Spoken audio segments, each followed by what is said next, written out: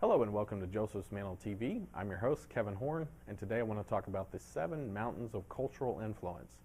Back in the mid-70s, Bill Bright, who was an evangelical leader, and Lauren Cunningham, who was a leader in the Pentecostal denominations, decided to meet together. And they said that they would, because they were leading 2 separate youth movements. Bill Bright was over Campus Crusade for Christ, and they decided, well, we're going to pray and ask God what we need to impart into these young people, because we want to see them make a cultural influence. You know, they saw that Christians weren't making inroads into the culture, so they saw this problem. And what they did, they said that they would meet together and ask God to show them what they needed to focus their youth ministry, their youth and college ministries on. Well, they came to the meeting and they had found that God had spoken the same 7 things to them that they needed to focus on back in the mid-70s. There was another person that got these same 7 mountains a little bit later. So God has been speaking this since the mid-70s, and a lot of people have recently started teaching about this. And I think it's very important for us at Joseph's Mantle to understand these 7 mountains, because that is a core value that we are called to the marketplace.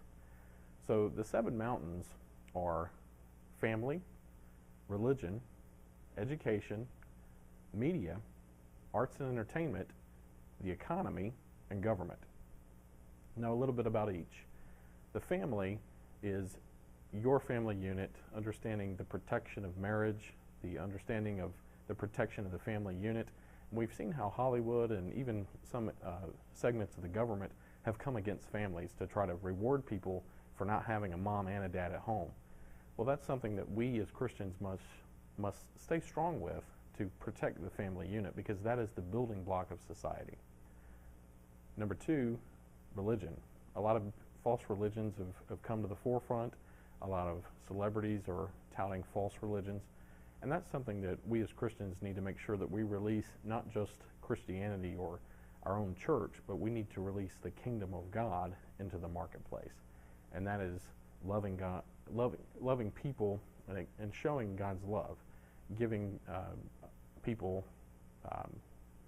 His love, and making sure that they understand that He wants a relationship with them, while also releasing provision to people who need it.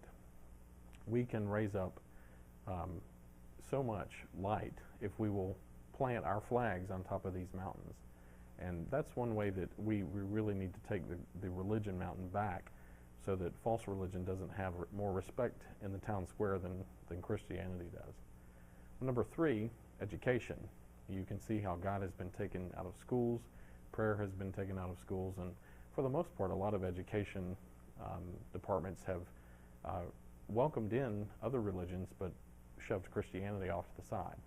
And that's where we as Christians need to go back into the education mountain and make sure that our voices are heard there. Well, number 4 is the media. You can see how the media sometimes twist things and put spin on things to serve a purpose, and that could be to honor advertisers that have paid money or whatever. You know, there's normally an agenda in the media.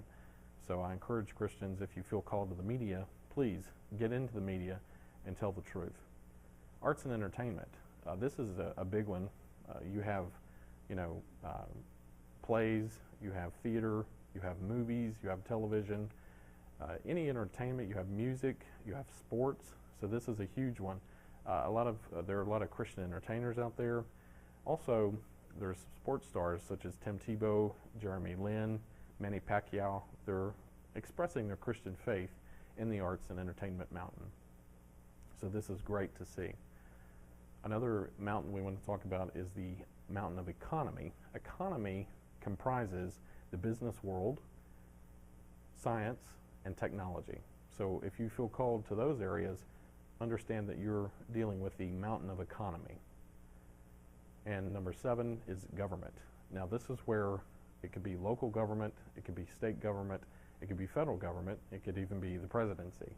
So if you feel called to government, then understand that you're going in not to compromise, you're going in not to be corrupted by people, because I guarantee you, if you go into government, people will try to influence you. So remember, you're going in as a modern day Joseph to shine a light and to rule righteously. Well, this has been Kevin Horn for Joseph's Mantle TV. I encourage you to go to josephsmantle.com and sign up for our weekly insights on our website.